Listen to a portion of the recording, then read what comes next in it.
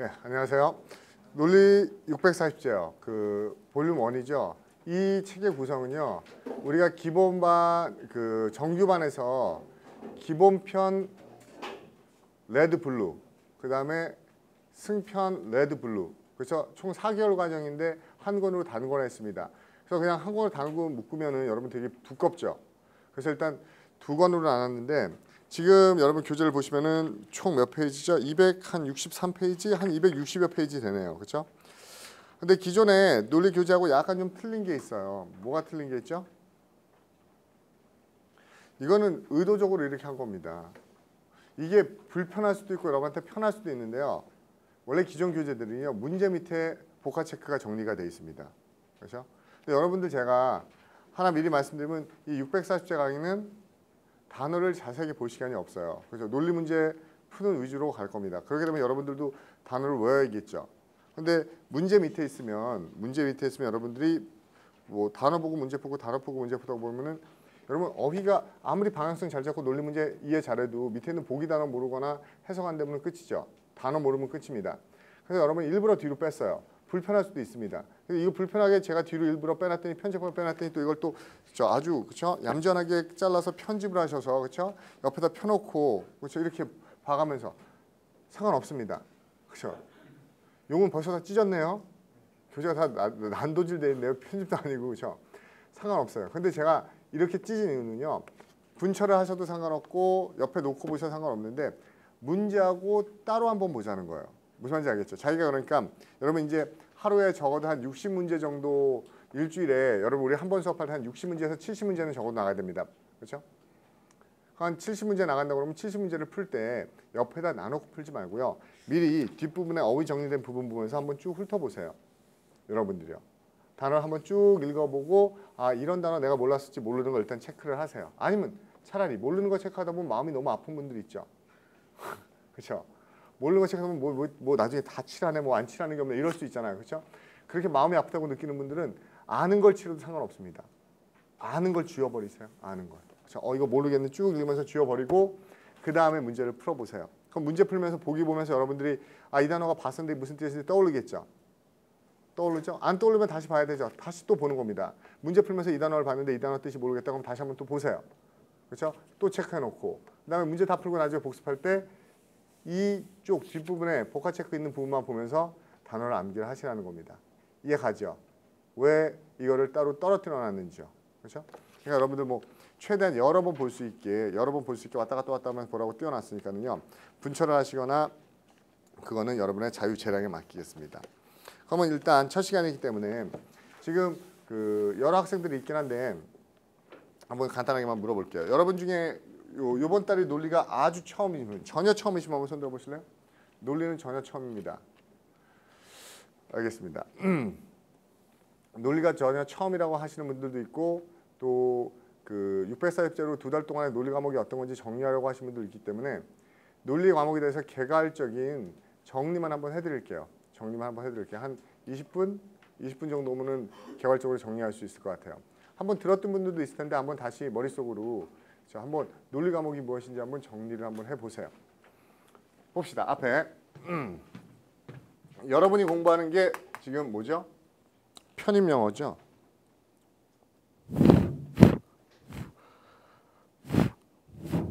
하나 둘 셋. 마이크가 나오나요? 근데 마이크가 내 소리를 못 잡는 것 같죠? 하나 둘 셋. 편입 영어입니다. 어휘 있고요. vocab, 문법 있고요. grammar. 그 다음에 우리가 sentence completion이라는 논리, 그 다음에 reading comprehension 이렇게 네 과목을 주로 네 영역이죠. 어떻게 보면 영역 따위 박연 선생님 말로는 뭐 다 영어지, 그쵸? 다 영어입니다, 그쵸? 뭐 문법이나 독해나 다 영어지 뭐 별거 있어, 다 영어예요, 그쵸? 어떻게 보면 나누지 않죠. 다른 수업 시험 보는 것들에서는 그냥 영어 과목일 뿐이에요. 근데 굳이 편입에서는 이게 나눠져 있는데 나눠져 있는 것 자체가 큰 의미는 없습니다. 나눠져 있는 게 전형적으로 100%를 봤을 때 얘가 시험에 20%, 20%, 20%, 40% 이 정도 나온다고 보시면 됩니다. 됐어요? 그럼 여러분들 이거 보면서 뭐 생각했어요? 어디가 가장 비중이 높고 중요하겠습니까? 어디가요? 독해요. 그렇지 않습니다. 그렇죠. 물론 독해 선생님도 아니라고 얘기했지만 독해가 비중이 높지 않다는 게 아니라 그러면 어휘, 문법, 논리, 독해 이 비중이 1대 1대 1대 2 이렇게 되나요? 이거가 나타내는 비중은요. 문제가 나오는 패턴의 문항수를 그냥 평균적으로 나눠놨을 뿐입니다. 총 50문제가 나오는 학교가 있다면 10문제, 10문제, 10문제, 20문제 요 정도로 구성되는 게 가장 평균적이라는 거예요. 안 그런 학교도 있죠. 독해로만 다 하는 학교도 있고 문법을 거의 도배하는 학교도 있고 근데 보편적으로 대부분 이 패턴을 맞춥니다. 그렇죠? 그럼 여러분들 어떻게 보면 참 답답할 때도 있어요. 왜? 이거는 문항수의 비율일 뿐이에요. 시험 문제를 구성하는 게 아닙니다. 왜요? 전 이렇게 얘기할 수도 있어요. 그냥 영어는 어휘가 그냥 90%입니다. 라고 얘기할 수도 있어요. 왜? 얘는 10문제짜리 어휘 문제를 풀기 위해서 공부를 하나요? 그렇지 않죠. 얘가 안 되면 얘는 말할 것도 없이 얘도 손도 못 대죠. 전 독해력이 뛰어납니다. 아는 단어 하나도 없어요. 시험 보러 갈 수 있어요? 전혀 불가능할 거래요. 문법 여러분 좋아해요. 문법 열심히 하잖아요. 그렇죠? 문법의 귀신입니다. 모르는 이론이 없어요. 문법이. 그렇지만 단어는 하나도 몰라요. 아무것도 못합니다. 진짜. 그렇죠? 아무것도 손댈 게 없어요. 근데 거꾸로 얘기해 봅시다. 저는 문법도 모르고요. 해석도 안 되고요. 논리력도 부족해요. 그렇지만 진짜 단어는 어떤 수험생보다도 단어를 많이 알아요. 걔는 시험 보러 갈 수는 있어요. 그렇죠? 시험 보러 갈 수 있다. 지문, 해석 정말 못하는데 지문에 나온 단어를 모르는 거 하나도 없는 거. 퍼즐 맞추시듯이 뭡니까? 단어만 껴맞춰서도 대충 풀어낼 수 있죠. 개연성이 있죠. 그겁니다. 이 비중은 아무 의미 없습니다. 그렇죠? 문법은요. 문법이 어휘에 영향을 미치지 않죠. 그렇지만 문법은 논리나 뭐예요? 독해에 영향을 줍니다. 왜요? 기본적으로 가장 작은 단위가 철자예요. 글자. 우리가 영어로 letter라고 얘기하죠. 이거 아무 의미 없어요. A가 의미 있나요? B, C, D 아무 의미 없어요. 얘가 모아서 가장 작은 단위의 의미군을 만드는 게 뭡니까?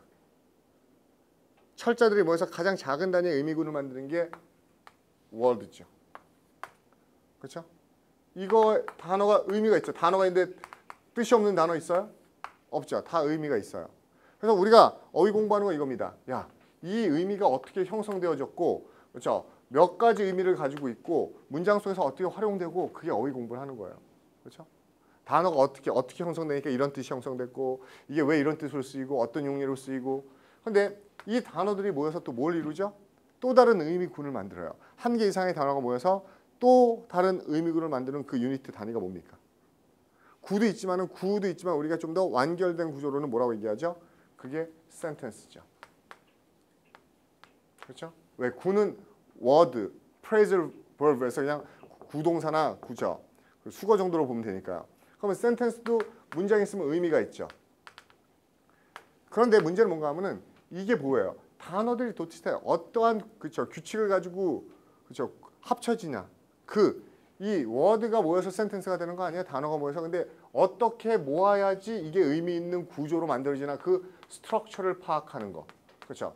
영어에서는 주어가 되는 게 맨 앞에 나오고 그 다음에 동사가 나오고 목적어도 나오고 보어도 나오고 modifier들이 나오는데 그 단어들이 결합되는 규칙을 공부하는 게 이게 바로 뭐예요? 두 번째가. 이게 문법이에요. 이해갑니까? 무슨 말인죠? 그런데 단어가 안 되는데 문법만? 그럼 뭡니까? 처음에 기반도 없는 데서 집 짓기 시작하는 거죠. 붕괴할 수뿐이 없습니다. 그렇죠? 그 다음에 그렇죠? 문장을 만들어 놓으면요. 문장을 우리가 워드 쓸 때 보면 막 글을 쓰잖아요. 우리가 워드로 글 작성해 리포트 같은 거 작성해 본 적 있죠. 막 작성하다 글을 썼어요. 나는 쟤가 싫어. 쟤는 뭐 생긴 것도 재수 없어. 뭐 말하는 것도 싸가지 없고 막 똑같은 내용으로 일관되게 얘기하죠. 일관된 생각을 옆에 진술할 때 여러 문장으로 나열할 때 우리는 엔터 치고 탭 치니까 그냥 스페이스바 누르고 계속 연달아 쳐요. 스페이스바 치고 연달아 치죠. 내용이 똑같은 내용 문장들이 연결될 때. 그래서 이게 어원이 원래 파라가 무슨 뜻이에요? 파라. 사이드, 나란히 옆에다 써가는 겁니다. 이게 우리가 뭐라고 얘기하죠? 문단이나 단락이라고 얘기하는 거예요. 그래서 어떤 지문을 봤을 때 엔터 치고 칸이 바뀌어서 이렇게 바뀌지 않는 거 이게 단락입니다. 그렇죠? 그러면 이 단락과의 관계를 알아야 되잖아요. 그렇죠? 야, 나는 쟤가 재수 없어. 쟤는 냄새나 뭐 이렇게 얘기했어요. 예를 들어서. 근데 이 두 개 관계가 이거 상반된 내용이네. 이러면 안 되죠. 싫다는 것과 왜 싫은지 이유가 뭐예요? 그렇죠? 냄새가 나서 싫어. 그러면 이 관계성이 어때요? 둘이. 얘가 원인이고 얘가 결과구나. 이 관계성을 파악하는 거. 그렇죠? 이게 뭐예요? 이 방향성을 파악하는 게 엄밀히 얘기하면 뭐예요? 이게 논리입니다. 그렇죠? 문장이나 문장, 개념과 개념 이런 것들의 구조를 파악하라는 거예요. 물론 이 패러그래프도 뭐가 있어요? 이 패러그래프가 전달하는 아이디어가 있죠. 그 패러그래프에서는 어떤 중심의 내용이다 나오죠. 그 다음에 얘가 모여서 되는 게 뭐죠? 우리가 가장 기본적으로 패스지, 지문이라고 얘기하는 거 보죠. 지문. 근데 우리 여러분이 자꾸 뭐 생각하냐면은 얘도 그렇죠. 의미가 있겠죠. 어떤 독해 지문이 나왔어요. 독해 지문이 롱 패스가 나왔습니다. 그러니까 첫 번째 단락, 두 번째 단락, 세 번째 단락. 왜 제가 이 얘기를 하냐면 논리란 과목이 도대체 뭔지 아직도 공부를 했다고 그러지만 그 뭐죠? 정체성 규명을 제대로 못 하시는 분들이 있어요. 논리가 논리인가? 논리를 테스트하는 건가? 뭐지? 아니면 짧은 독해 아닌가? 그냥 짧은 문장이니까? 아니면 단어 알면 어휘 문제인가? 빈칸 어휘인가? 이렇게 생각하는데 보세요. 왜 논리가 헷갈리냐 하면은 어휘나 문법이나 독해는 여러분들이 다 중고등학교 때 본 적이 있는 거죠. 근데 논리란 과목은 다른 시험에서도 본 적이 없었죠. 그럼 논리가 도대체 어느 자리에 위치하고 있는 걸 파악하자는 겁니다. 이거를 읽을 때 아까 얘기했지만 총알이 되는 단어가 없으면 아무것도 해석이 안 됩니다. 그래서 단어들 다 알았어요. 이 단어도 알고 단어 다 알아요. 이 문장도 구조가 어떻게 되는지 의미 알아요. 그렇죠? 그럼 이 문장과 이 문장의 관계도 알고요. 그래서 이 패러그래프에서는 하나의 아이디어가 있죠. 그렇죠? 이 패러그래프에서도 어떤 생각을 얘기하겠죠. 이 패러그래프에서도 어떠한 생각을 얘기할 거예요. 그렇죠? 그럼 논리가 왜 독해하는데 굉장히 중요한가 하면요. 나중에 논리를 하다 보면 독해 지문이 굉장히 잘 풀리구나. 여러분은 그렇게 생각해야 됩니다. 그냥 아이디어가 아니고 이게 도입하는 뭔가 문제를 제기하고 도입하는 부분에 이야기를 하고 있구나. 이게 예시를 들고 있구나. 그런 문제에 대한 예시. 그리고 이거에 대한 결론과 해결책을 얘기하고 있는 단락이네. 그렇죠? 그러면 얘하고 얘의 관계, 이 단락과 이 단락의 관계, 이 관계성을 파악해서 이게 도입부, 이게 예시문, 이게 결론. 그렇죠? 그래서 우리가 이 결론이 되는 아이디어를 뭐라고 불러요? 여러 아이디어 1, 아이디어 2, 아이디어 3 중에 이거를 우리가 메인 아이디어라고 부르죠. 그럼 메인 아이디어는 바로 이 세 번째 단락이 들어있구나. 그렇죠? 세 번째 단락에서도 어떤 문장 속에 그 메인 아이디어가 가장 잘 함축돼 있지? 그건 뭡니까? 여기 이 안에서 또 뭡니까? 이 문장은 그렇지. 문제 제기하는 거고 이건 예를 드는 거고 이건 이유를 얘기하는 거고 이 문장이 결과구나. 그 관계성을 파악하는 게 논리라는 겁니다. 그럼 이 문장이 가장 함축이구나. 그럼 이게 뭐가 돼요?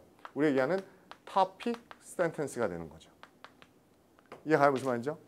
topic sentence 중에서 어떤 단어가 가장 중요한 단어인데 요 핵심 되는 요 단어잖아. 이게 뭐가 되는 거예요? 키워드죠. 무슨 말인지 알겠어요? 그러면 지문이 이런 식으로 관계성이 파악이 안 된 상태에서 독해가 답이 잘 나올 수 있다는 건 힘들다는 겁니다. 그렇죠? 독해만 죽어라 하면은 독해가 잘 나올까요? 약간 독해는 어떤 성에 대입혀요? 종합 예술적인 거죠. 그렇죠? 어휘, 문법, 논리가 총체적으로 다 뒷받침이 돼야지 독해. 그때부터는 어떻게 했어요? 독해력이 쭉쭉 읽어라 하면서 문제 많이 풀어보면은 그렇죠? 풀릴 수 있겠죠. 나눠져 있는 과목이 아니라는 겁니다. 어떻게 보면. 그렇죠? 솔직히 엄밀히 얘기해서 저 부분에서 하나는 빼요 라고 얘기하면 한 과목은 뺄 수 있어요. 한 파트는. 어느 거 뺄 수 있어요. 관련성이 없는 게 하나 있어요. 뭐야? 현실적으로는. 문법은 관련성 없어요. 엄밀히 얘기하면. 거기다 잠깐 그냥 놔두시면 됩니다.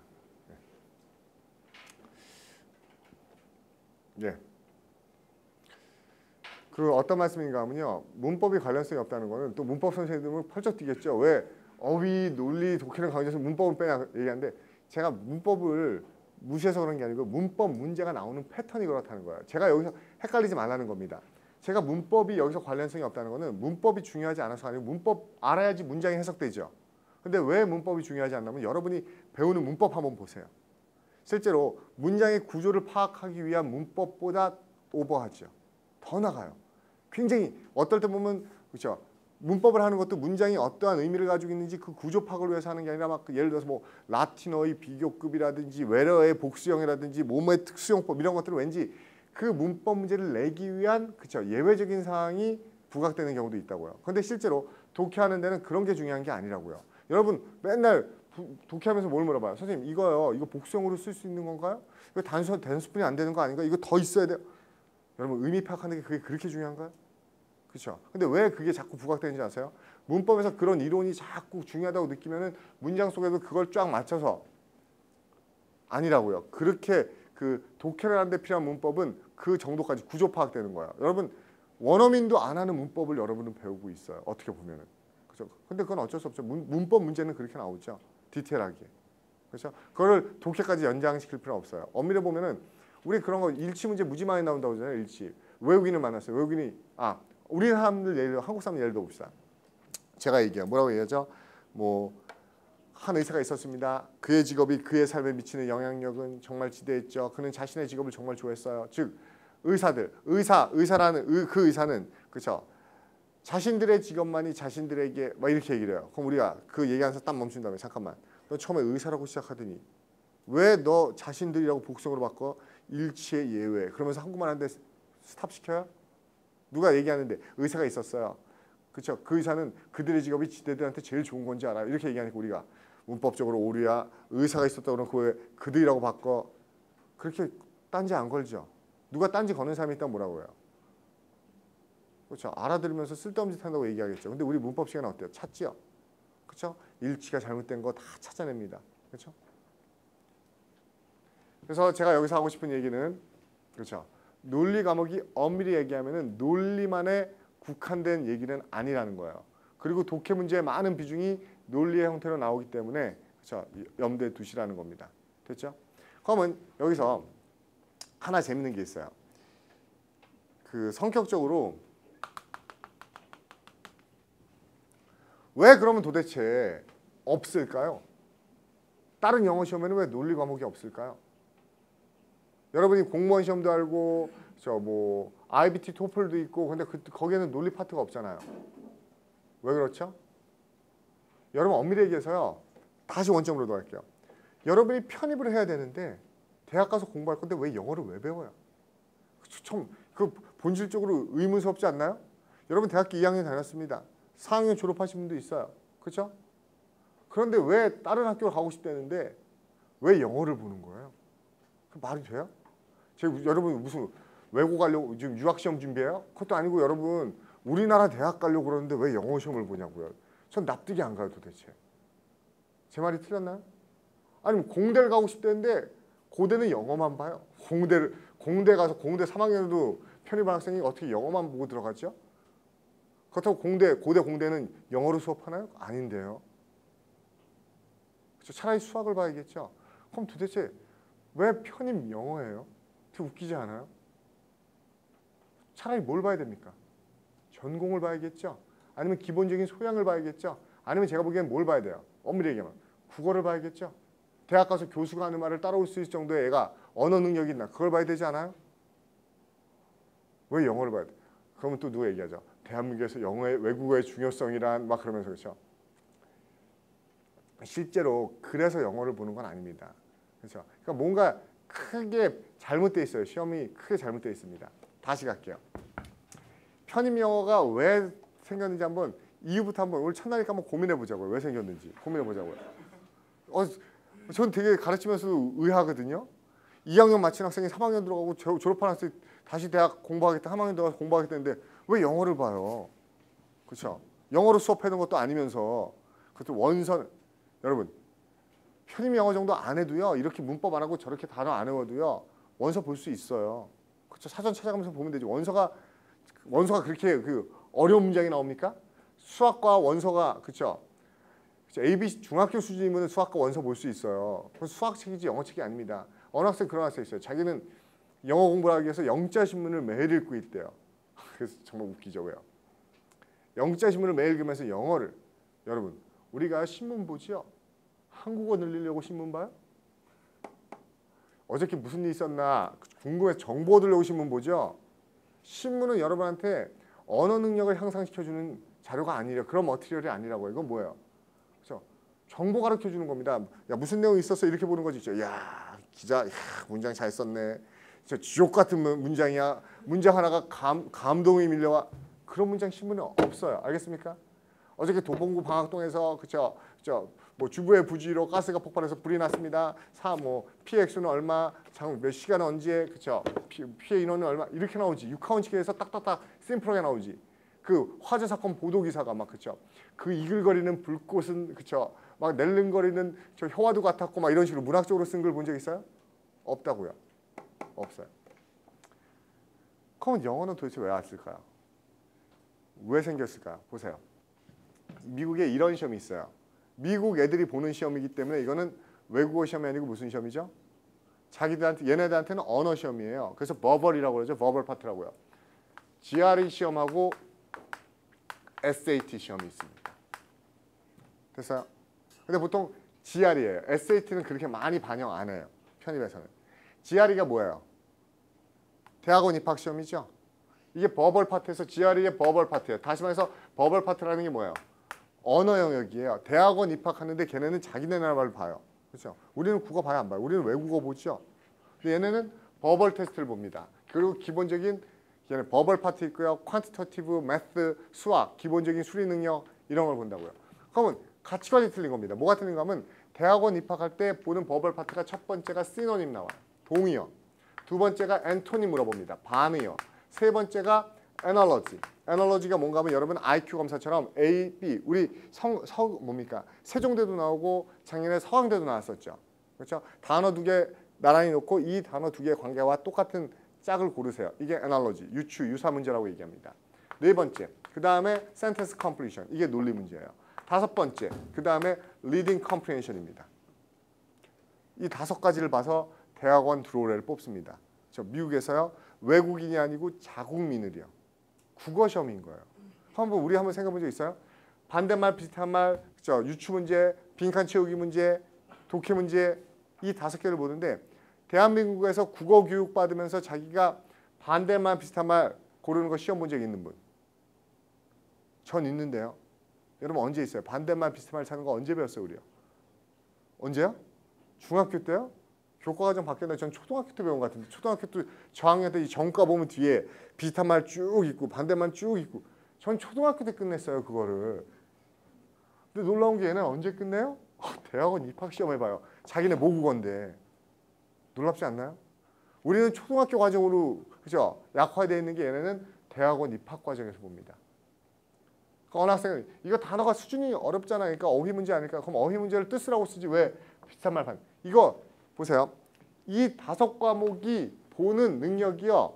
미국인한테 영어 할 줄 아나 물어보겠어요? 옛날에 모 대학에서요.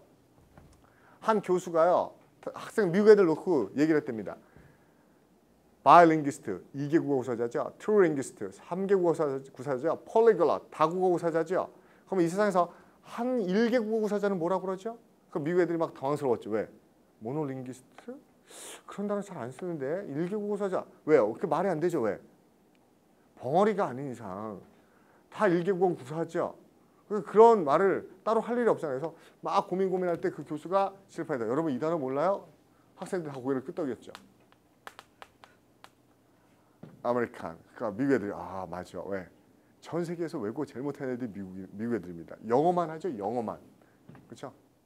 영어만 합니다. 외국어 능력 정말 없어요. 우리나라에 있는 어학원 강사를 보면 뭐 한국에 7년째 강의해요. 그러면서 뭐 초코파이 맛있어요. 이게 다 어떻게 7년 동안 어학 능력이 그렇게 없습니까? 저희 그 어디에 동남아에서 네팔이나 막 이런 데서 그렇죠? 정말 3D 업종에 노가다 뛰러 온 그 동남아인들도 한 1년 만에 저 깜짝 놀랄 정도로 한국어를 구사하죠. 블랑카처럼 막 희한하게 구사하잖아요. 근데 7, 8년에서도 못해요. 그거는 필요성이라고요. 미국 애들이 영어를 못해서 영어 시험 보는 게 아니고 이 다섯 가지가 물어보는 거는 하나 물어보는 거야. 라직이요. 이게 다 논리성이에요. 이게 논리입니다. 즉 왜 라직을 물어보나 하면은 얘네 사고방식은 대학원에 올 정도면 뭘 해야 되는 애죠? 대학원에 올 정도 뭐 해야 되는 애요? 학문해야 됩니다. 학자가 되고 싶은 애요. 그렇죠? 대학원 가고 석사 끝내고 박사 끝내고 그래서 그렇죠? 그런 걸 하고 싶은데 걔네가 그럴 만한 능력이 있나? 그걸 보는 거예요. 우리나라 대학원 시험 되게 웃기죠. 우리나라 대학원 시험 뭘 봐요? 외국어 잘하나? 딸딸 암기한 거 많은가? 전공에서 솔직히 저는 그것도 불만입니다. 뭐가 불만인가 하면은 전공을 보는 편입 시험이요. 그렇죠? 연대 같은 경우는 전공 보죠. 그렇죠? 그래서 전공을 이제 연대 준비하는 편입생들 보니까 전공을 정말 많은 시간 투자하더라고요. 거의 전공에 박사가 돼 버린대요. 그렇죠? 편입하기 전에 전공을 그냥 박사가 돼버리면 못하라고 그 과를 왜 가요? 딴 과 가지. 미리 전공 다 해놨으면 그 과서 전공할 필요 있어요? 없잖아요. 할 필요 없잖아요. 이미 저는 심리학의 박사 수준입니다. 하도 전공 대비를 많이 해서요. 근데 심리학을 왜 갑니까? 그렇죠? 다른 과 가야죠. 그러니까 고대에서도 처장님 나와서 맨날 얘기할 때 뭐라고 그래요? 전공 필기는 가장 원론적인 수준에서 3학년 과정을 따라올 수 있을 정도만 물어보겠다고 말은 항상 그렇게 하죠. 근데 의외로 또 뚜껑 열어보면은 원론이 아닌 것도 굉장히 많죠. 그러니까 어떻게 보면 이율배반적인 겁니다. 이율배반적인 거. 이 시험이 미국에서 학자를 뽑고 싶은 겁니다. 이거 모르면은 학자 되기 힘들어요. 왜? 여러분 이 시험은 어서도 봐요. GRE 시험이 대학원 입학 시험이지만 특수대학원들 있죠. 어떤 특수대학원이 있어요? 우리가 이름 뒤에 스쿨 붙는 거. 로스쿨, 메디컬 스쿨, 비즈니스 스쿨. 얘네는 GRE 안 보고 따로 보죠. 왜? 걔네는 특수한 파트이기 때문에 GRE를 일반적인 테스트를 하지 않고 걔네는 따로 봐요. 그래서 로스쿨은 LSAT 보고요. 그렇죠? 미트디트 따로 보죠. 메디컬은요. 메디컬 스쿨 시험은요. 또요. 비즈니스 스쿨은 GMAT 따로 보죠. 걔네도 이 패턴으로 봅니다. 그렇죠? 약간 틀리긴 하지만 이 패턴을 들어가요. 그럼 왜 그렇게 보는지 아세요? 법관이 우리나라에서는 사법고시에서 사법고시 붙어야 되잖아요. 그럼 법관 되죠. 사법고시 붙으면 법관 되잖아요.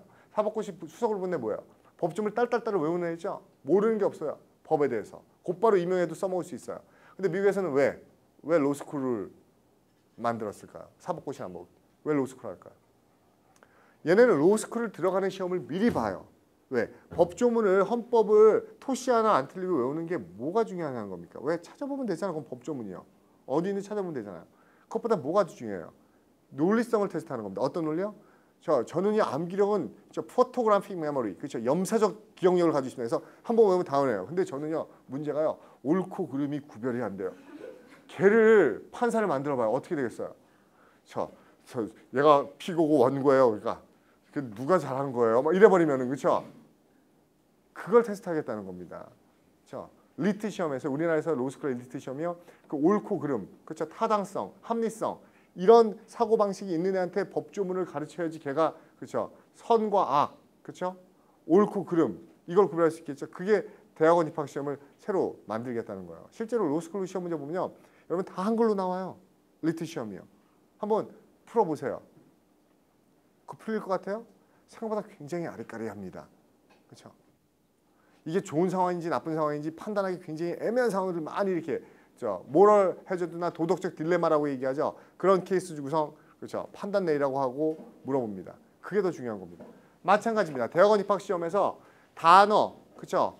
해석 이게 중요한 게 아니라 이 5가지가 원하는 건 얘가 얼마나 논리적인가. 즉 어떤 개념에 대해서 같은 개념인지 반대 개념인지 유사한 개념이 있는지 관련성이 있는지 이거를 파악할 수 있는 능력을 테스트하겠다는 거예요.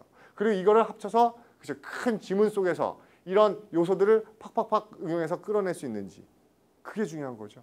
그거 테스트하겠다는 겁니다. 그런데 요 시험이요. 왜요? 우리도 일본만큼이나 베끼는 거 잘하잖아요. 그렇죠? 우리나라로 베껴져요. 뭐 할 때 베껴질까요? 어떤 식으로 똑같이 카피가 되죠? 이 시험이? 우리나라도 있었어요. 석박사, 그렇죠? 석박사 입학이나 졸업 시험이 있었습니다. 근데 우리는 이걸 뭘로 봤어요? 석박사 입학 시험이나 졸업. 우리가 컴프리헨시브 테스트 종합 시험이라고 하는데요. 석사 과정에 입학하거나 서울대 연대고대 석사 과정 보통 서울대 연대고대가 가장 까다롭게 나왔어요. 서울대 연대고대 그 석박사 임용될 때 입학 시험이나 또는 졸업할 때 졸업 시험을 영어로 봤는데 영어로 봤다고요. 이거를 한국말로 안 보고. 그렇죠? 왜? 석박사 과정에서 대부분 원서를 보니까 영어로 봤는데 얘의 논리성을 이거에서 가져왔어요. 그래서 요 패턴으로 시험을 봤습니다. 요 패턴으로. GRE 패턴으로. 그렇죠? 이게 GRE를 따라한 거예요. 그렇죠? 근데 지금 석박사 과정에서 영어 시험 보나요, 안 보나요?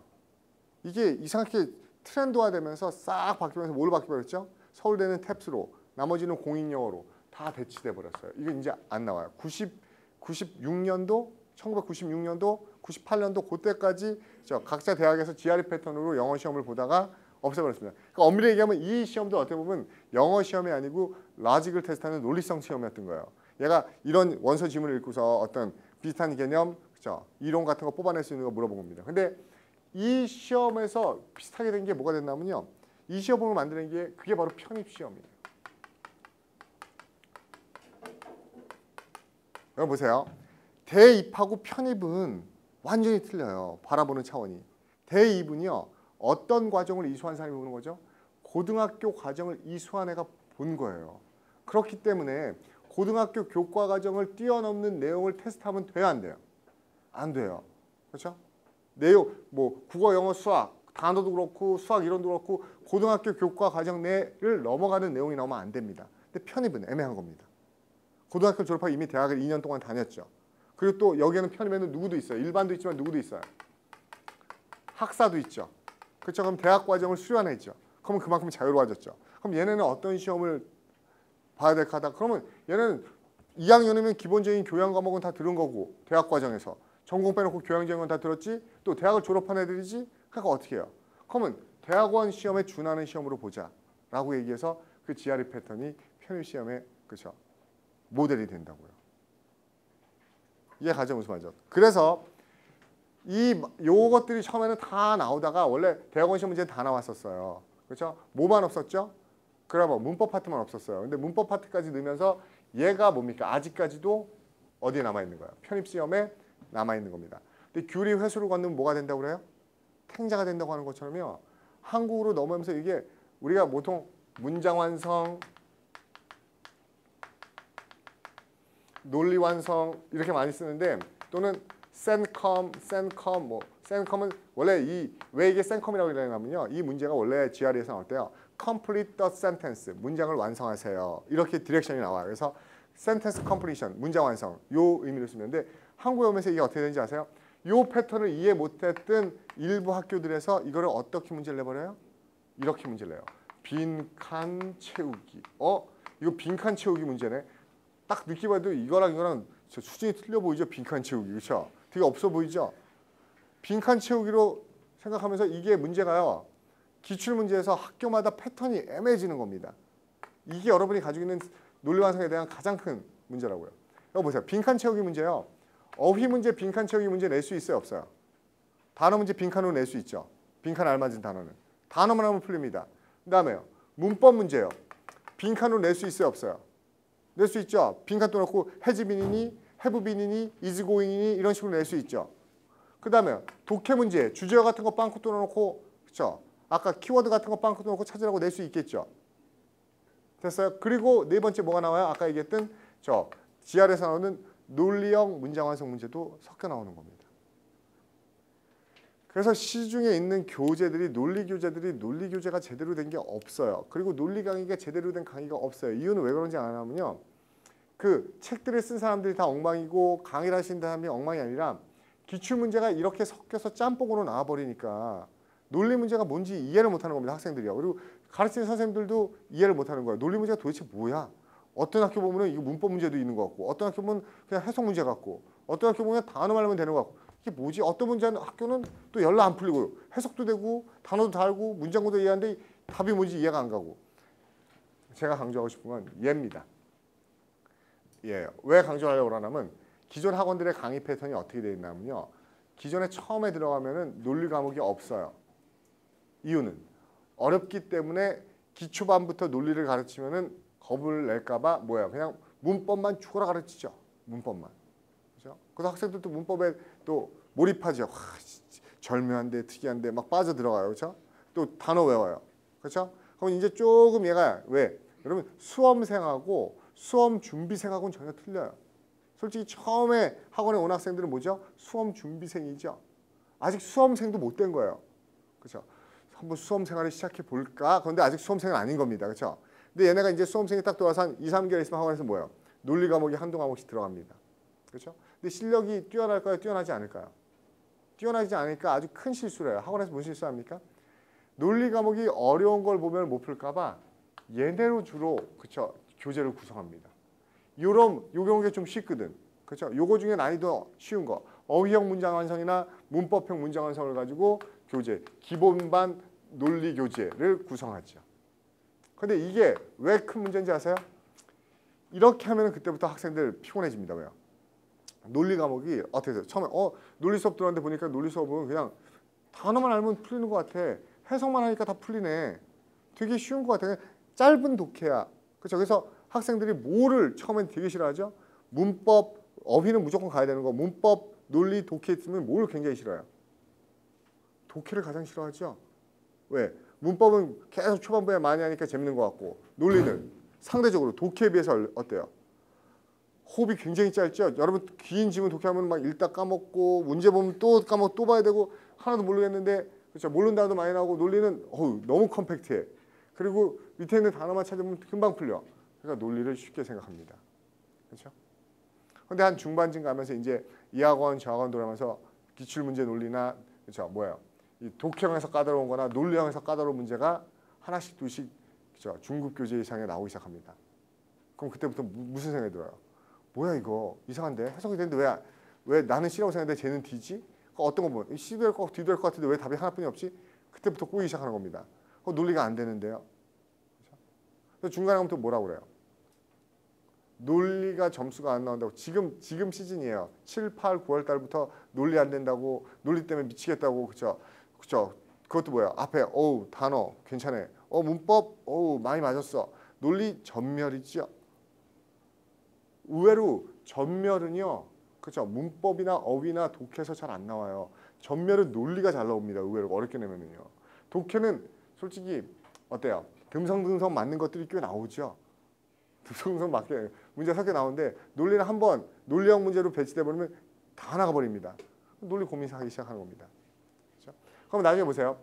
얘네는 엄밀히 얘기하면은 얘네는 여러분의 어휘력, 문법력, 독해력, 시간이 여러분 편이에요. 시간이 갈수록 이런 패턴의 문제들은 풀리기 시작합니다. 근데 얘는요, 전혀 다른 패턴이에요. 이해가요? 그래서 우리 교재는 점수 차이가 나는 건 얘 때문에 점수 차이가 납니다. 논리 점수는 얘 때문에 점수 차이가 나지, 얘는 점수 차이 많이 안 나요. 이 문제를 주로 여러분 다루겠다는 거예요. 물론 이 문제 말고도 어떤 패턴도 있어요. 하이브리드형, 섞어놓는 문제도 있습니다. 그렇죠? 어휘력과 어휘의, 그렇죠, 뉘앙스하고 논리성하고 문법성을 섞어놓는 문제. 6번째, 또 있죠? 또 논리 문제 나오는 거야. 엄밀히 하면 이것도 논리 문제예요. 이것도 논리 문제입니다. 시퀀스요. 우리가 독해에서도 많이 나오는 거지만 이렇게 중간에 빵꾸도 넣고 연결해서 however니, for example니, 이것도 논리 문제입니다. 7번째, 또 논리 문제래요. 논리 문제래요, 사람들이. 저는 솔직히 제가 강의를 하지만은, 제가 논리 시간에 강의하지만 저는 납득 안 해요. 근데 사람들이 다 모든 학원에서 다 여기 저보고 강의를 하래요, 논리 선생님이. 그래서 저도 하고 있어요. 근데 저는 이게 여기 왜 들어간지 이해가 안 가요. 뭐야? 생활 영어요. 생활 영어를 왜 논리 과목이 해줘야 되는 겁니까? 여러분 이해 가요? 납득하면 생활 영어가 논리예요? 왜 여기 있는지 얘기해 드릴까요? A의 대사, B의 대사, A의 대사, B의 대사의 빵꾸. 밑줄이 나온다는 이유로. 그렇죠? 밑줄이 나오면서 빈칸이 나오면서 문제가 나온다는 이유로 이게 여기 있어요. 이거 엄밀히 얘기하면 이건 뭐예요? 어휘 파트로 가야 됩니다. 왜요? 생활 영어 까다로운 거는요, 수거들 나오기 때문에 관용구나 수거 파트로 가서 강의하는 게 훨씬 더 맞는 거예요. 근데 모든 교재를 보면 생활 영어가 논리에서 나오고, 그렇죠? 빈칸이 있다는 이유로 논리 선생님이 강의를 하더라고요. 그렇죠? 이게 여러분이 보는 논리 과목의 특징입니다. 됐어요? 그 다음에 한번 다시 정리합시다. 이제 그러면 대충 논리 과목이 어떤 식으로 형성되는지 알겠죠? 어떤 식으로 그러니까 생각보다 좀 더 다시 얘기해보면 논리 과목이라는 게 영어 과목이라기보다는 그 대학 가서 수업을 따라갈 수 있는 어떤 학문적 기초가 돼 있나, 그걸 물어보는 시험입니다. 그러면 본격적으로, 그렇죠? 지금은 제가 여러분한테 진짜로 뭐 해드린 거죠? 그 논리란 과목이 어떻게 형성됐고 편입 영어가 어떻게 형성됐고 이런 얘기 많이 들어보나요? 공부하면서, 그 편입 공부하면서 여러분이 시험 보는 편입 시험이 도대체 어떤 성격으로 형성됐고, 솔직히 오늘 처음 들었죠? 대부분 학생들. 여러분이 편입 준비하면서도 왜 편입 준비하는데 영어를 내가 공부하고 있는지에 대해서 생각해 본 적 있어요? 없어요. 그냥 하라고 하니까 하죠. 그래서 문제인 겁니다. 그렇죠? 그런 사람들은 학자 되면 안 된다는 거예요. 그게 논리가 하는 겁니다. 야, 이렇게 해. 그러면 왜 그렇게 해야 되지? 이유가 뭐지? 원인이 뭐지? 따져보라는 게 논리 과목이 원하는 테스트형입니다. 그러면 논리 과목 처음 들어가면서 제가 한번 이렇게 그 1번 문제 옆에다가 여러분들이 꼭 명심해야 될 5가지만 정리를 해도 들어갈게요. 논리를 공부하는데 그렇죠. 5가지 대전제. 그냥 씁시다. 대전제라고 씁시다. 5가지 대원칙. 이거는 오늘 머릿속에 기억해서 마지막 시험장에 논리 문제 풀 때까지 머릿속에 넣어놓고 하세요. 머릿속에 5가지 외우는데 시간 얼마 안 걸립니다. 근데 이게 모호되는데 몸으로 체화되는 데는요. 정말 오랜 시간 걸려요. 우리가 운동 같은 거 해도 저 코치가 가르쳐주죠. 스트레이트는 어떻게 해서 이렇게 뻗어라. 그럼 우리가 들으면서 아 그래. 허리를 집어넣어야 된다고. 아 그래. 근데 지가 링에 올라가면 아 스트레이트 배웠으니까 몸이 저절로 이렇게 돼요? 머리로 이해하는 거랑 몸이 체화해서 익히는 거랑 전혀 틀리죠. 마찬가지예요. 이 5가지가 어떤 문제든지 자유자재로 응용되면은 그때는 뭡니까? 정말 invincible. 막강해집니다. 막강해져요. 그리고 시험장에서 마지막에 그 얘기할 수 있어요. 문제 보면서 야 문제 좋은데 뭐 이런 거예요. 그렇죠? 어떨 때 여러분은 아 문제 좋은데 이런 기분이 들어요? 너무 쉬울 때? 그럼 다 풀잖아요. 나만 풀 것 같은 문제가 나왔을 때 그렇죠? 정말 어려운데 나만 풀 것 같아. 그럼 문제 잘 냈는데 이런 소리가 나오려면요. 이 5가지가 머릿속에 있어야 돼요. 첫 번째입니다. 제1원칙. 논리에서 가장 중요한 거.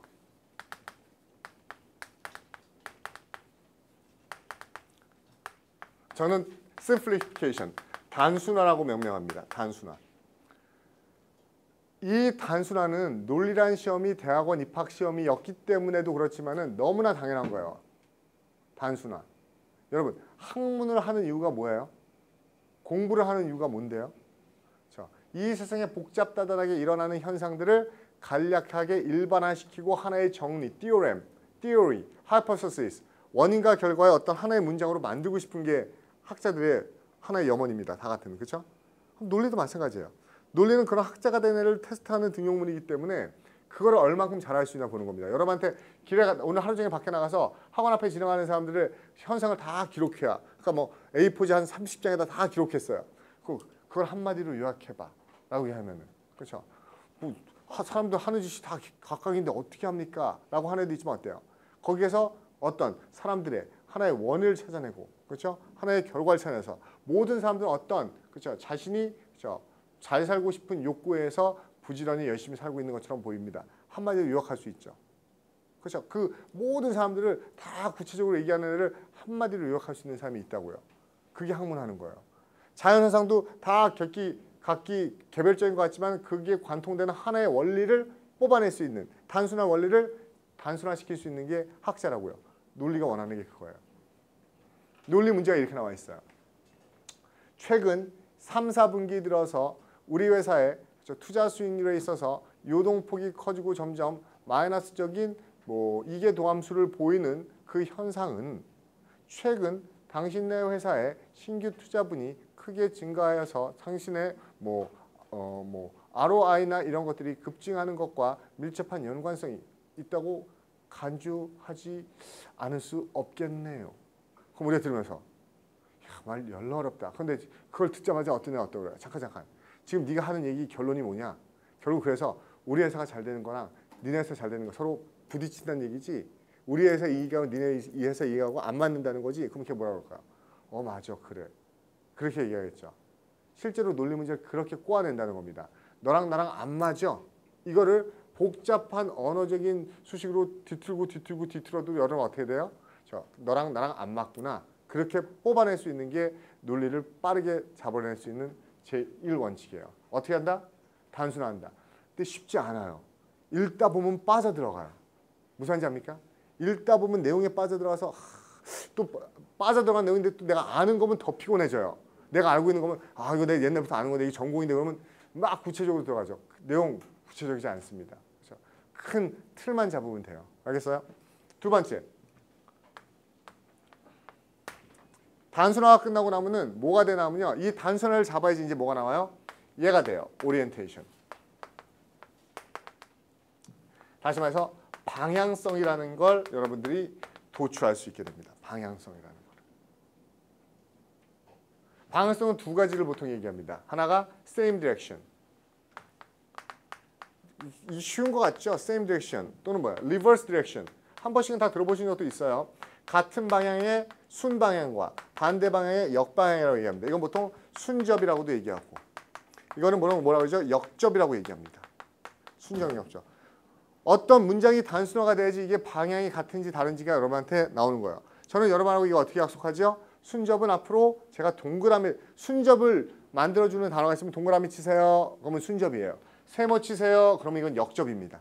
그래서 이건 저하고 여러분의 약속이라고 그랬어요. 정해진 건 아닙니다. 그냥 편하려고 이렇게 얘기하는 겁니다. 제가 세모죠. however 세모 그러면 세모 치는 거예요. 또 뭐 혼자 공부하는 학생이나 타고나는데 야, 넌 세모도 모르냐? 막 그러지 말고 저희하고 약속을 하자는 겁니다. 그렇죠? 전에도 그 특강하니까 와가지고 선생님 자꾸 수업 중간에 세모 동그라미인데 그게 뭐죠? 모릅니다. 그냥 우리만 약속하자는 거예요. 그리고 이게 싫은 분들은 뭐 개인적으로 별 펼치든지 그렇죠? 하쿠나 마타타를 그리든지 이거는 개인적인 거고요. 저는 이렇게 얘기를 할 겁니다. 그런데 같은 방향, 반대 방향이란 말이 나온다는 거는요. 봐보세요. 이게 순접, 역접이라는 얘기 나온다는 거는요. 논리 문제가 크게 앞에 전제로 하고 있다는 게 있다는 겁니다. 어떤 걸 전제로 하고 있죠? 순접, 역접의 접자가 무슨 접자인데요? 접자 무슨 접자예요? 은나 무슨 접자예요? 귤이 뭐예요? 접, 컨정션, 접하다는 거죠. 뭐 연결된다는 거죠. 연결이 되려면 적어도 나 혼자 연결합니까? 나 혼자 고스톱 쳐요? 저 둘 이상은 있어야죠. 그렇죠. 둘 이상은 있어야지 뭔가 접촉이 이루어질 거예요. 접촉이 이루어지려면 두 개 있어야 되죠. 이 순접, 역접이라는 방향성이 나온다는 건 논리 문제는 기본적으로 뭐예요? 두 가지 이상의 개념이 나온다는 겁니다. 그리고 이 두 가지 이상의 어떤 대상에 A 파트가 존재할 수뿐이 없고 그에 따른 B 파트 또는 C 파트가 있을 수도 있지만 파트가 두 개 이상 존재하고 이거의 관계성이 같은 방향으로 연결되는지 반대 방향으로 연결되는지 여러분이 찾아야 된다는 거예요. 그리고 이 A 파트와 B 파트는 물론 가장 전형적인 건 문장과 문장이 연결될 수도 있죠. A 문장, B 문장. 그래서 but, 역접, and, 순접 이렇게 연결될 수 있지만 꼭 문장만 나오는 게 아니고요. 어떤 대상이나 명사가 될 수도 있고 개념이 될 수도 있어요. 꼭 문장만으로 A 파트가 이루어지는 거 아닙니다. 이 통째로가 뭐가 될 수도 있어요. 한 문장으로 될 수도 있다고요. 주어가 그쵸 A 파트이고 목적어가 B 파트일 수도 있다고요. 됐어요? 그래서 기본적으로 논리는 이렇게 두 개 이상의 개념이 나와서 그거를 대립구조인지 순접구조인지를 파악해줘야 되는 방향성이 나와야 된다는 겁니다. 예를 들어서 여기에 빵꾸가 있으면은요. 그렇죠? 이 빵꾸는 뭡니까? A 파트에서 있는 내용이 채워주는 거고요. 여기에 빵꾸가 있으면은 이 빵꾸는 뭡니까? 여기 있는 내용을 가지고 그렇죠? 관계성을 가지고 개념을 잡아줘야 되는 겁니다. 그렇죠? 이게 가장 큰 두 개 논리에서 항상 머릿속에 넣어둬야 돼요. 생각보다 그런데 머릿속에 인식하고 있지만 문제 풀 때 적용하는 게 그렇게 쉽지 않습니다. 그러면 그 다음에 세 번째부터 얘기하는 거는 좀 더 마이너한 건데 실질적으로 이게 전략이라고 하면 이건 전술입니다. 전술적으로 이게 큰 대명제라고 하면 이건 전술적으로 여러분들이 꼭 하셔야 되는 거예요. 이게 중요한 팁이라서 그냥 이렇게 쓸게요. 그렇죠?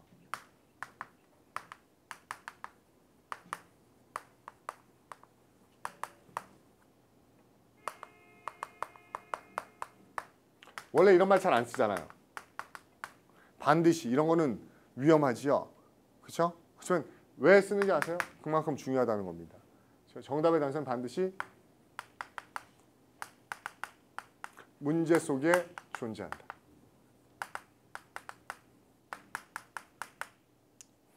보세요. 정답의 단서가 반드시 문제 속에 있다. 이거 어떻게 보면 너무나 당연한 말 같지만 이거 안 돼서 논리 무지 틀립니다. 정답의 단서는 어디 있다고요? 문제 안에 있어요. 그런데 그게 이거를 몰라서 자꾸 틀려요. 왜? 여러분 다 이 미성년자 없으시죠? 다 여러분 이제 인생 살아온 것도 꽤 됐죠? 어떤 분은 20년 넘게 살아온 분들, 여러분 다 20년 넘게 살았죠? 어느 분은 30년 넘게 사는 분도 있지만 그동안 살아오면서 참 이것저것 많이 겪었죠? 주워 들은 것도 많고 어떤 분들은 제가 이렇게 쭉 나중에 상담할 때 얘기해보면요. 저보다 인생 경험이 더 많은 분들도 있어요. 편입하는 분들이요. 그렇죠? 참 여지까지 경험한 것도 많고 들은 것도 많고 배운 것도 많기 때문에 나름대로 어때요? 나름대로 뭐 중고등학생처럼 이렇게 의지가 왔다 갔다 하는 게 아니고 자기 인생관이나 의지도 확고하죠. 고집도 있고 주관도 있어요. 그게 바로 뭐가 되는 겁니까? 논리 문제의 정답의 근거가 되는 순간 꼬이는 겁니다. 무슨 말인지 알겠어요? 논리 문제의 정답의 근거는 뭐가 돼야 돼요? 자기 머리에서나 자기 가슴에서 나오면 안 돼요. 어디서 나와야 되죠? 문제 속에서 나와야 됩니다. 그런데 그놈의 그쵸, 알고 있는 배경 지식이 뭐길래 그 다음에 내 가치관이 그게 얼마나 중요하길래 자꾸 논리 문제를 풀 때 그게 개입돼요. 자신의 개인적인 주관이나 그쵸, 배경 지식이. 그래서 제가 논리 문제의 단서가 문제 속에 있는 걸 연습할 때 가장 좋은 방법은요. 얘예요. 앞으로 문제 풀 때 항상 이걸 연습하세요. 밑줄 긋기.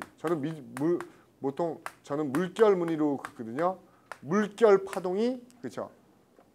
정답이 근거 안에 있다는 거에 가장 좋은 연습 방법입니다. 어떤 예인지 예를 들어 드릴게요. 제가 잘 듣는 예를 가지고 한번 예를 들어 드릴게요.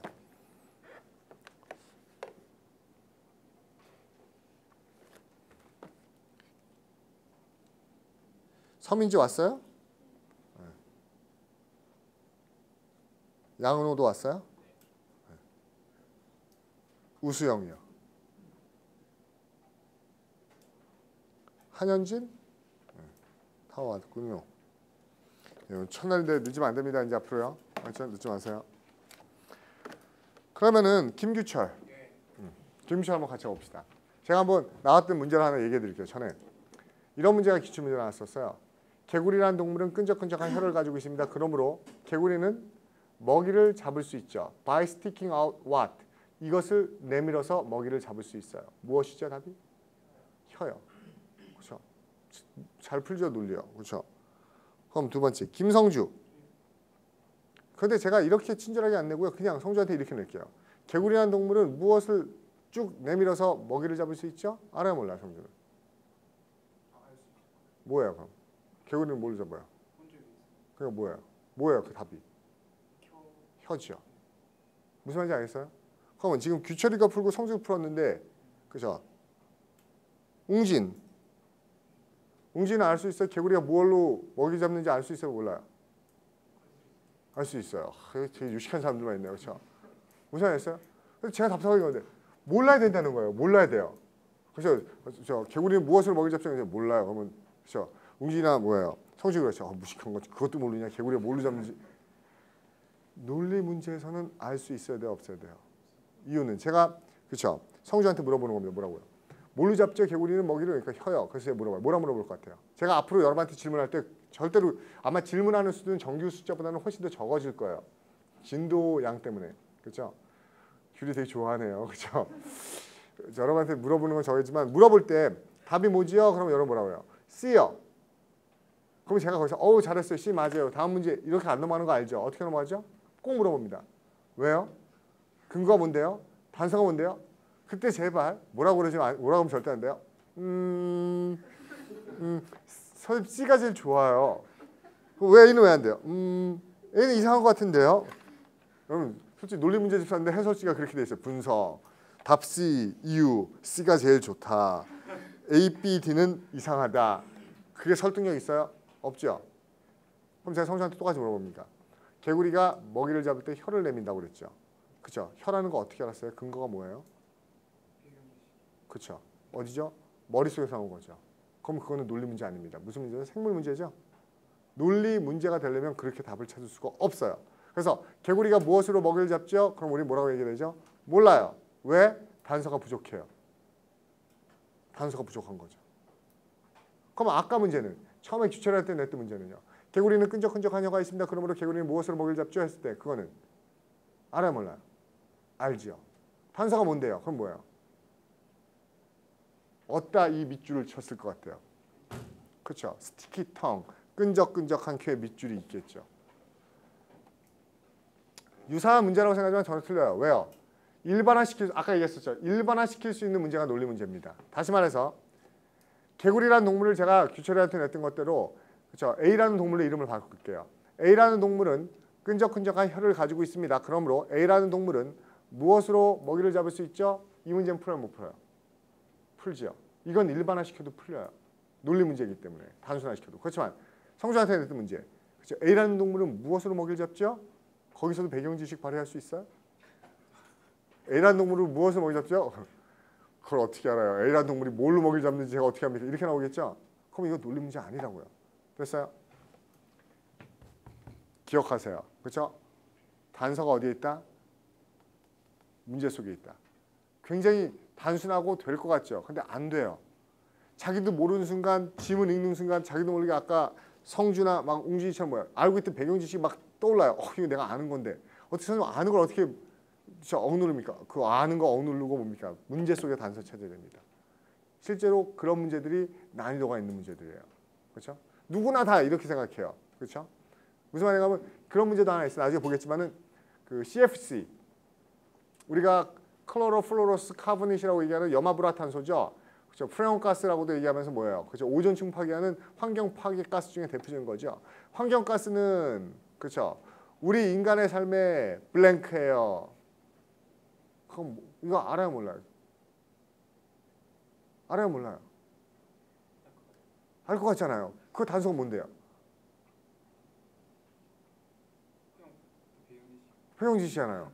그렇게 가서 여기다 회로와였으면 아닙니다. 뒤에 어떻게 나오는데요? 그렇죠? 이렇게 나와. 우리의 인간에게 어떻죠? 그렇죠? 우리가 과거에 해롭다고 생각했던 거와는 반대로 이렇게 나와 있으면 그렇죠? 유리해요. 이렇게 뒤집어질 수 있어야 된다고요. 그러니까 근거가 없이 답을 쓰는 건 여러분한테 오답을 가게 하는 가장 좋은 함정입니다. 됐죠? 조금 그렇죠? 우리 문제를 직접 못 봐서 그러긴 한데 그래도 이 부분 중요하니까 얘기하고 갑시다. 네 번째, 똑같은 말인데 이건 어떤 말인가 하면요. 이거요.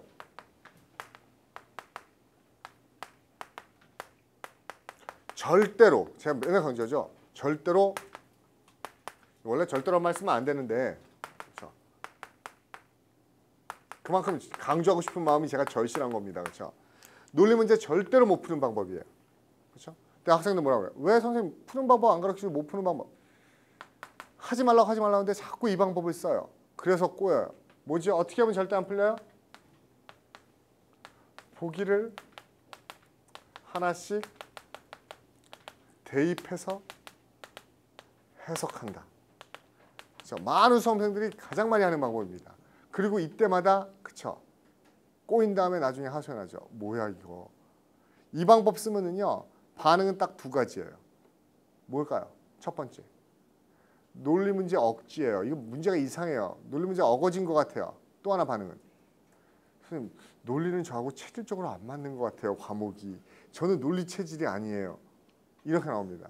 아니에요. 여러분이 문제가 억지도 아니고요. 여러분이 논리 체질이 아니어서도 아니고 논리 문제가 어떤 건지 성격을 파악 못했기 때문에 잘못된 방법을 풀어서 옵니다. 왜요? 하나씩 대입해서 해석하죠. 여러분 그런 문제 있죠. 쉬운 문제는 안 거치면 좀 까다로운 문제도 하나씩 넣어서 대입하면요. 그 대입해서 해석할 때마다 어때요? 그 여러분의 영민한 머리로 상상을 해내죠. A번. 그쵸? 설득적이야. B번. 괜찮아요. C번도 틀리진 않은데 D번. 이건 내 인생관이네 막 그러면서 그렇죠? 그러면 꼬인다는 거예요. 어떻게 되죠? 제가 여러분한테 가장 많이 드는 예가 뭐예요? 이런 예 가장 많이 들잖아요. 그렇죠? 열심히 일하면 어떻게 돼요? 그렇죠? 많이 봤으니까 제가 간단하게 얘기할게요. 이렇게 문제 내고 이것도 제가 지어낸 문제 아니라고 그랬었죠. 부자 될까요? 그렇죠? 지칠까요? 행복할까요? 그렇죠? 근면할까요? 그렇죠? 열심히 하면 어떻게 될까요? 어떻죠? 라고 물어봤어요. 아까 제가 웅진이까지 물어봤었죠. 그렇죠? 김효린? 효린은 뭐 쓰고 싶어요? 열심히 하면 어떻게 될 것 같아요? 몇 번이요? 3번이요? 3번? 우리가요 생각보다 논리 답을 제가 물어보다 보면요 그 개인의 인생관이 나오죠. 굉장히 옵티미스틱하죠. 그렇죠? 굉장히 효린이 잘 될 것 같네요. 그렇죠? 열심히 하면 행복해질 수 있어요. 그렇죠? 근데 열심히 하면 행복해지니까 어느 학생 아닌데 막 이런 것도 있죠. 그러면 찬수? 네. 찬수는 뭐 같아요? 4번이요. 열심히 하면 근면해진다. 괜찮죠? 그 다음에 역시 긍정적이네요. 서민지? 4번이요. 또 몇 개 물어볼까요? 또?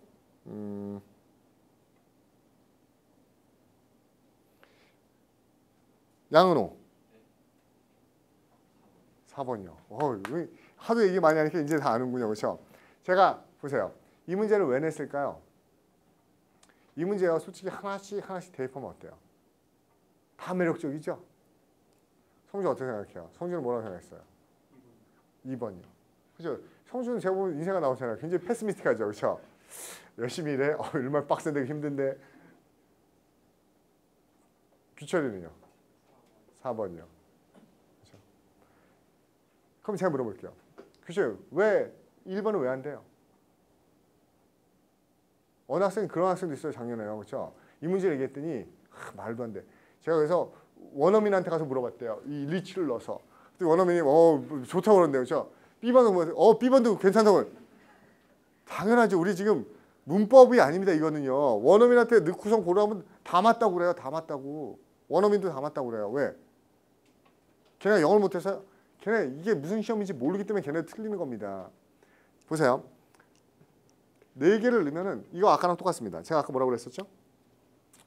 논리 문제는 항상 이렇게 두 가지로 나눠지는 경우가 많다고 그랬었죠? 얘가 뭐죠? A 파트. 얘가 뭐죠? B 파트. 이 둘의 관계를 누가 가르쳐주죠? 아, 얘네. 그럼 얘는 순접이네. 동그라미. 됐어요? 맞아요. 그 다음에 A 파트와 B 파트가 있을 때 블랭크가 있으면 이 블랭크는 어디서 가르쳐주죠? A 파트에 있는 단어가 가르쳐주겠죠. 얘를 그럼 여기에다 뭐라고요? 하나의 형용사로 바꿔보세요. 그러면 답은요? 예뿐이 없죠. 그렇죠. 만약에 이게 if가 아니고 뭐였다면, 그렇죠? 다른 거였다면 또 여러 가지 개연성이 될 수도 있죠. 역접으로 열심히 일했음에도 불구하고 라고 그러면 문제는 또 틀려지겠죠. 됐어요? 그러니까 말을 넣어서 대입하는 게 아니라는 겁니다. 다시 말해서 이건 말로만 해드릴게요. 어떤 건가 하면 요 대입하지 말라는 거는 아까 제가 여러분한테 시퀀스 문제도 있다고 그랬잖아요. 시퀀스 문제. 시퀀스 문제도 이거랑 비슷한 건데 여러분 시퀀스 문제가 저보다 더 잘 알죠. 뭔가 하면은 다 문장 4개, 단락 4개 주고, 그렇죠? 단락의 배열로 올바른 것을 이거 수능 때도 많이 나온다며요. 수능 때도, 그렇죠? 문장 이렇게 주고서 올바로 배열된 것은 그것도 이렇게 하면 꼬이죠, 그렇죠? 일단 어때요? 시퀀스 문단을 쭉 읽어, 4개를 쭉 읽어. 그리고 머릿속으로 좋은 내용이네. 배열해 볼까? 그럼 배열 돼요? 다시 원점이죠. 뭐 막막하죠. 어서부터 손대야 될지 모르겠죠. 그렇게 하면 안 됩니다. 또 여러분요. 연결사 물어보는 문제 고등학교 때 많이 나오죠. 전 되게 놀랐어요. 수능에서 연결사 문제가 되게 많이 나오는데요. 문장과 문장의 연결사로 알맞은 것은. 그런데 수능에서 그게 난이도가 중하라고 그러더라고요. 중하.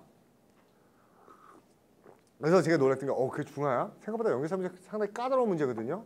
로직 문제고 논리 문제라서 까다로운 문제는 어떻게 중하야 했더니 여러분은 경험했으니까 알 거예요. 저 수능 안 봐서 모르겠는데 수능에서는 연결사 문제의 정답의 90% 이상이 however하고 for example이라면서요. 그러면 당연히 쉽죠. however하고 for example은 정말로 노골적으로 보이잖아요. 근데 그 외의 것들은요. 상당히 까다롭습니다. 그 까다로운 것들을 대입해 보세요. 꼬여요. 왜? 예를 들게요. 그 여자는 돈이 많습니다. 블랭크. 나는 그녀를 사랑합니다. 1번. 그리고 그러면 넣어보는 거예요. 그 여자는 돈이 많습니다. 그리고 나는 그녀를 사랑해요. 이상해요? 2번. 그 여자는 돈이 많습니다. 그럼에도 불구하고 나는 그녀를 너무 사랑해요. 그럼에도 불구하고. 그런 상황 떠오르죠. 처음 돈 많은 재벌 2세인데 그럼에도 불구하고 내가 그녀가 좋은데 말되는 거죠. 3번. 그 여자는 돈이 많습니다. 게다가 나는 그녀를 사랑해요. 어색해요? 저 돈이 많어. 게다가 사랑해. 더욱 좋네요. 4번. 그녀는 돈이 많습니다. 그러므로 나는 그녀를 사랑해요. 4개 놓고서 하나 골라라. 그럼 여러분 그때부터 머리가 복잡해지죠. 다 될 것 같은데 어느 걸 찍어야 되지? 일단 왜 꼬인 거예요? 하나씩 대입했기 때문에 꼬인 겁니다. 어떻게 되죠? 그녀가 돈이 많다는 사실, 내가 그녀를 사랑한다는 사실을 놔두고 보지 말고 방향성부터 잡아야 돼요. 이게 역접이에요? 돈이 많은 것과 사랑하는 건 역접이니까 돈 많어. 그러면 재수없는 인간 이렇게 돼요? 그건 아니죠. 돈 많아 재수 없어. 물론 개인적으로 그런 사람도 있죠. 돈 많은 인간 재수 없는 인간 고로 나는 사랑할 수 없어. 이렇게 방향성 잡는 이제 보편화시킬 수 없죠. 그럼 역접은 아닙니다. 그럼 이게 순접이에요? 돈 많으면 사랑. 이게 이권입니까? 동격? 물론 여학생 중에 그런 사람도 있죠. 저는 동격인데요. 돈 많은 것과 사랑. 제 사랑은 돈 많은 것과 동격이에요. 이런 분들이 있지만 그것도 역시 개인적인 가치관이죠. 그녀가 부자라는 것과 그쵸, 사랑한다는 게 동격은 아니에요. 그럼 얘네 둘이랑 무슨 관계지? 혹시 그러면 인과가 떠오르나? 인과? 그러면 사랑했기 때문에 돈이 많아지지 않겠죠. 그럼 돈이 많았기 때문에 사랑하는 거. 이게 원인이고 이게 결과였구나. 그러면 뒤에 가운데 오는 건 뭐다? 원인과 결과를 연결하는 인과의 연결사를 찾아봐야겠구나. 인과의 연결사 뭐 있었지? Consequently, therefore, thus, so, that is why 이런 것들이 인과의 대표적인 건데 보기에서 보니까 그 중에 하나인 뭐가 있어요? does가 있네. 얘가 답이구나. 나머지 대입할 꿈도 꾸지 말고 답을 고르라고요. 반응 써나왔으면. 그렇게 안 찾으면은 여러분 헷갈리기 시작합니다. 됐어요? 네 번째까지 봤습니다. 마지막입니다. 다섯 번째. 이거는 팁인데요.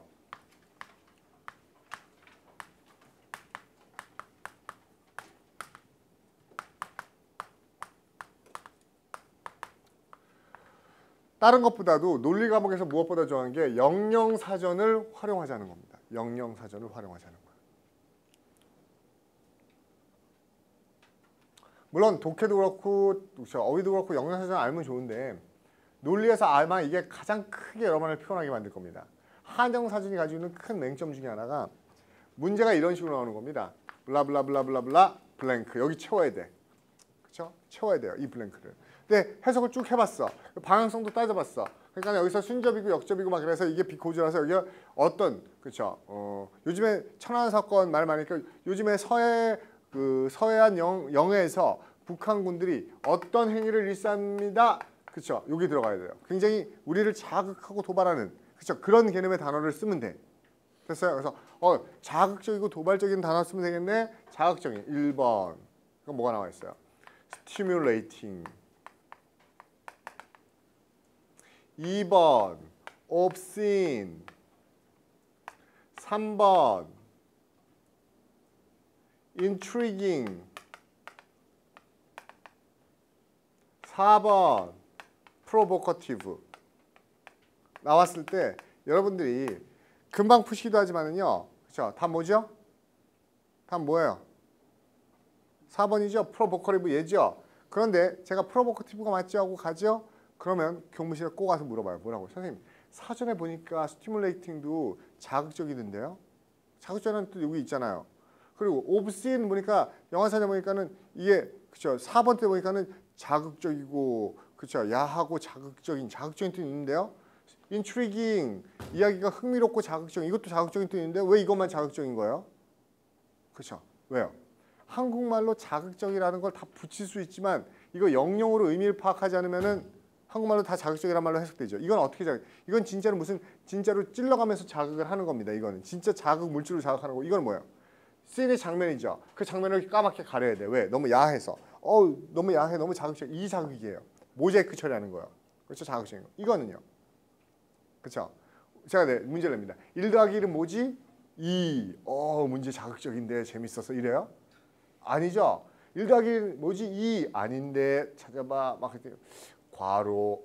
문제 재밌는데. 그렇죠? 꼬았는데 막 이렇게 얘기하는 거죠. 그렇죠? 그게 인트리깅이에요. 애매해서 모르게 만들어서 사람을 흥미롭게 만들고 그렇죠? 그게 인트리깅의 뉘앙스라고요. 이해가요? 이거는 자꾸 프로보크 부르는 거죠. 앞에 있는 애한테 야 병신아 부르니까 어때? 죽어. 병신 막 이게 프로보크예요. 이렇게 앞에서 살짝 건드려서 자꾸 약 올리는. 그럼 여기 뉘앙스는 뭐가 들어가야 돼요? 이게 프로보커티브가 들어가야 되죠. 근데 이걸 다 자극적인. 무슨 말인지 알겠죠? 그래서 여러분 단어 정의도 뭐예요? 기본적인 영어 뜻하고 한글하고 같이 적어들었죠? 지금이니까 그렇죠. 나중에 가면요. 한글 다 빼버릴 거예요. 그렇죠? 자꾸 영어로만 보기 연습하라고요. 물론 이렇게 했더니 그럼 무조건 영영사전을 봐야 되는 건가요? 처음부터요? 그럴 필요 없어요. 솔직히. 중1짜리가 영영사전을 왜 봐요? 펜스 그럼 연필 이렇게 오면 되지. 펜슬을 펜슬 영어로 This is the thing which 뭐 하면서 그렇죠. 펜슬 영어로 설명은 필요 없죠. 근데 이렇게 형용사나 의미가 뉘앙스를 가진 단어들은 영영사전의 그렇죠. 강력함을 여러분이 거부할 수가 없다는 겁니다. 한국말로 표현 안 되는 영어도 있어요. 어머니하면 한국말로 안 되는 표현의 영어 단어들도 있기 때문에 영영사전을 최대한 많이 활용해야 됩니다. 그거 말고 영영사전을 활용하다 보면은 더 플러스적인 것도 얻게 될 거예요. 근데 못 느껴요, 솔직히. 제가 여러분을 왜 영영사전을 안 써봤더니요. 그거랑 똑같아요. 실력이 향상되는 걸 느끼질 못해요. 영영을 봄으로써. 좋다는 걸 못 느껴요. 마치 뭔가 하면요. 여러분 과목 중에 제일 그 성적이 안 오르는 과목이 어딘 것 같아요? 현민. 과목 중에 뭐가 성적이 가장 안 올라요? 응? 논리요? 오를 거예요. 그렇죠? 믿으세요. 용은 뭐가 제일 안 올라요?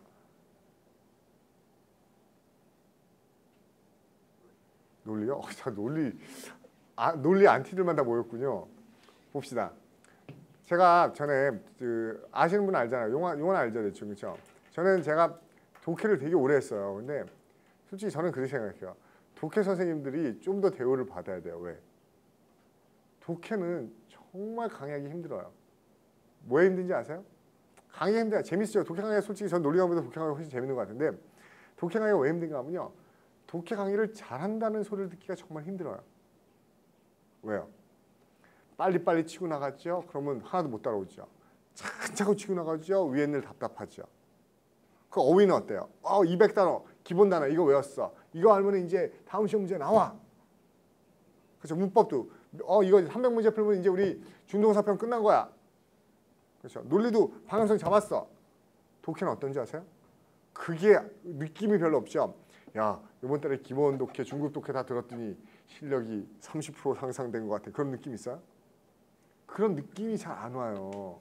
그렇죠? 뭔가 독해가 막 실력이 팍팍 늘고 있다. 지난달보다 독해력이 문제 해석 잘 되는 것 같아. 이런 느낌 아니고 그냥 처음에 왔을 때나 지금이나 독해는 뭐 네가 그게 그건 것 같은데 그 느낌이라고요.